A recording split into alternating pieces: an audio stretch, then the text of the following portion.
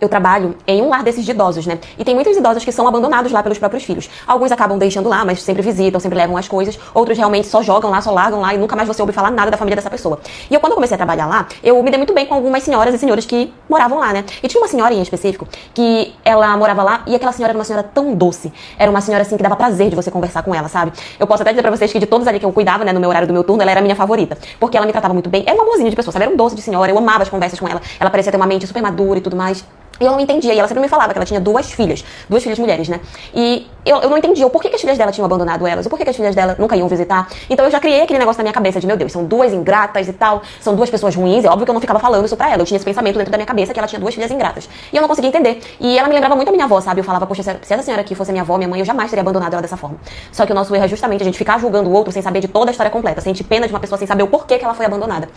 Teve um dia em que a gente foi conversando, e ela comentou comigo, ela falou que o pai das duas filhas dela tinha falecido quando elas eram muito pequenininhas, e aí depois ela tinha se envolvido e casado com outro homem, que as filhas não gostavam dele, e que ela não entendia o porquê que as filhas não gostavam dele, e que ela tinha tentado de todas as formas possíveis, e ele também tentava se aproximar de todas as formas possíveis e ela não aceitava. Ela achava que era porque elas nunca tinham aceitado, né, a morte do pai e tudo mais. Enfim, era a conversa, né, que ela servia ali naquele momento. Até que teve um dia onde esse local, onde eu estava trabalhando, ele iria fechar. Infelizmente, os recursos estavam poucos, então a gente começou a entrar em contato com os familiares dessas pessoas pra falar, né, que eles iam precisar transferir eles de lá, que eles iam precisar tirar de lá porque o local ia fechar. E deu certo que chegou pra mim a documentação, né, dessa senhora, da família dela, dos números pra contato. E aí lá tava o número de contato das duas filhas. E aí eu entrei em contato, né, pra falar que elas precisavam ir pra fazer transferência e tudo mais, pra gente encerrar e tudo. E aí eu lembro que que uma delas que me atendeu, a primeira que atendeu, falou assim, eu não tô nem aí, por mim você pode botar essa velha na rua. E desligou o telefone. E eu fiquei assim, em completo choque, sabe? Eu fiquei até com raiva na hora, porque eu falei, eu não acredito que ela trata a mãe dela dessa forma. Mas ok, fui e liguei pra segunda filha. Quando eu liguei pra segunda filha, ela pegou e falou assim, mas não, entre em contato com a minha irmã. E aí eu falei, não, mas eu já falei com a sua irmã. E ela não quis atender, ela falou isso, por isso que eu estou entrando em contato com você. E aí essa menina começou a rir no telefone. Ela falou assim, não dá nem pra julgar minha irmã pelo que ela fez. E aí, gente, eu sei que foi errado da minha parte, foi antiético, foi tudo, mas eu não conseguia entender, sabe? Então na hora eu perguntei, eu posso perguntar o porquê que vocês não querem cuidar da mãe de vocês? Ela é uma senhora tão boa, ela é uma senhora tão simpática, tão gentil.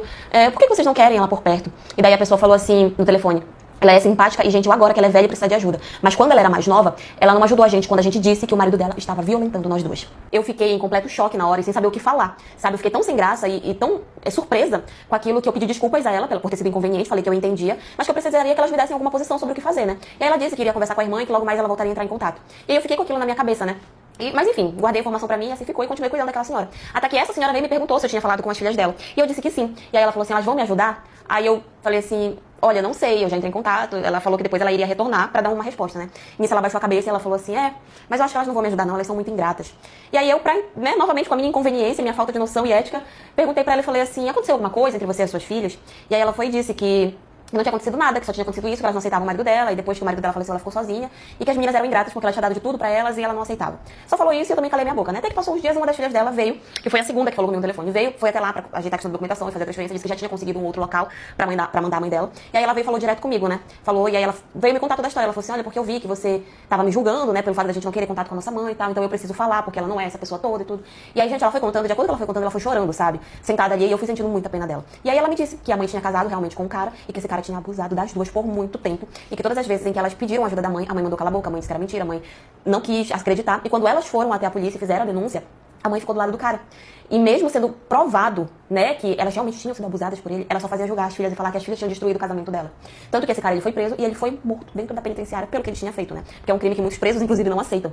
E desde que ele tinha sido preso, principalmente que ele foi morto, ela cortou relação com as filhas. E as filhas também não quiseram mais contato nenhum com a mãe, porque elas não conseguiam perdoar o fato de que a pessoa que deveria proteger elas estava dizendo que a culpa era delas, da família ter sido destruída. E foi aí que eu entendi. Ela era uma senhora simpática, ela era uma senhora maravilhosa de você conversar. Mas eu passei tanto tempo julgando as filhas dela por terem abandonado ela lá, e agora eu entendi o porquê que elas fizeram isso, né? E agora eu realmente percebi que aquela senhora não era realmente tudo aquilo que eu pensava, né? E que eu tava julgando o outro sem saber de toda a história. Acabou que ela foi transferida, né, desse local, eu também acabei saindo de lá porque o local fechou. E eu não tive mais contato com essa senhora, não sei exatamente pra onde que ela foi, nem se tá viva, se não tá. Mas eu quis trazer essa história pra vocês justamente como esse exemplo de que às vezes a gente julga muito a atitude de uma pessoa, mas a gente nunca sabe a história completa, né? Hoje completa 10 anos que meu marido desapareceu e ele nunca mais voltou. A gente fez uma viagem e no caminho dessa viagem a gente parou pra usar o banheiro. Ele entrou no banheiro pra usar o banheiro e ele sumiu, desapareceu. Faz 10 anos que eu não vejo meu marido e que eu não tenho nenhuma notícia sobre ele. O que aconteceu? Há 10 anos atrás, nós fomos passar o final de ano na praia com toda a nossa família. E foram dias, assim, maravilhosos, foram dias muito bons, né? Os últimos dias que a gente passou ao lado dele, até que nós viemos embora. Quando nós viemos embora, no caminho, a gente parou no último posto que tinha, né? Na última parada que tinha antes de chegar em casa, pra poder usar o banheiro e pra comer também alguma coisa, porque meu filho tava com fome. Beleza, paramos nesse posto. E assim que nós descemos, meu marido foi direto pro banheiro porque ele tava apertado, ele falou que não tava com fome também. E eu fui pro restaurante junto com meu filho, primeiro pra comprar algo pra ele comer.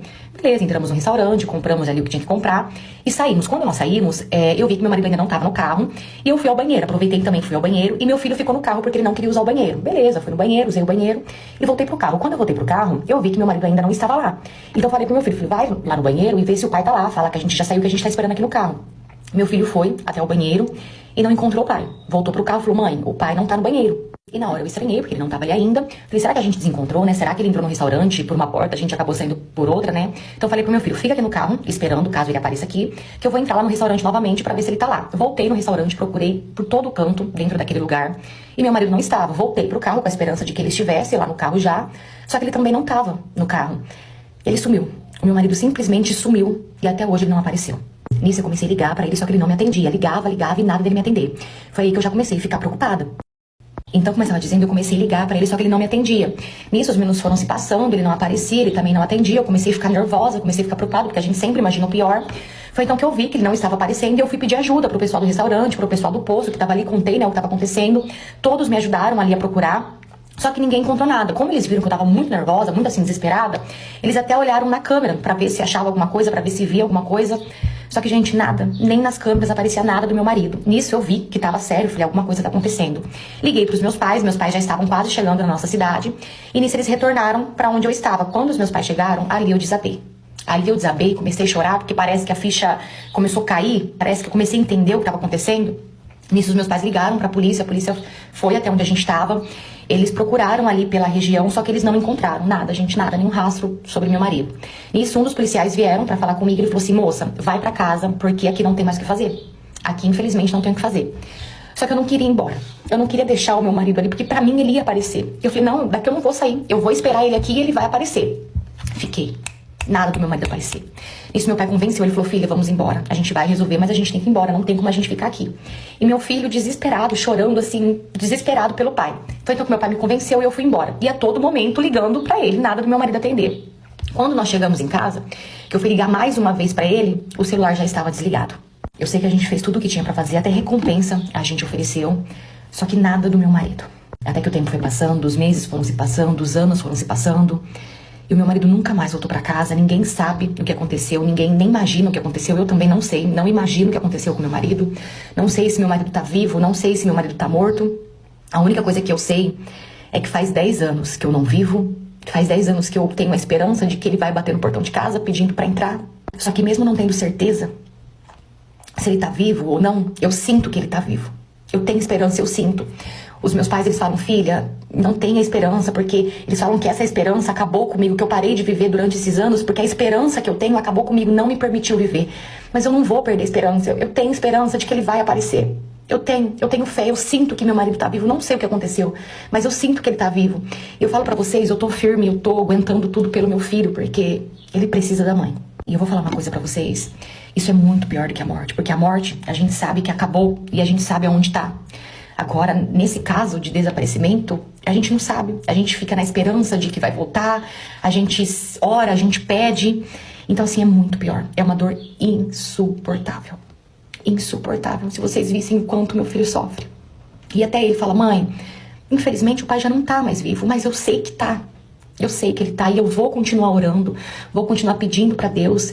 E se Deus quiser, eu ainda vou voltar aqui e eu vou contar pra vocês o meu testemunho de que meu marido voltou. Eu tenho fé e eu não vou desistir.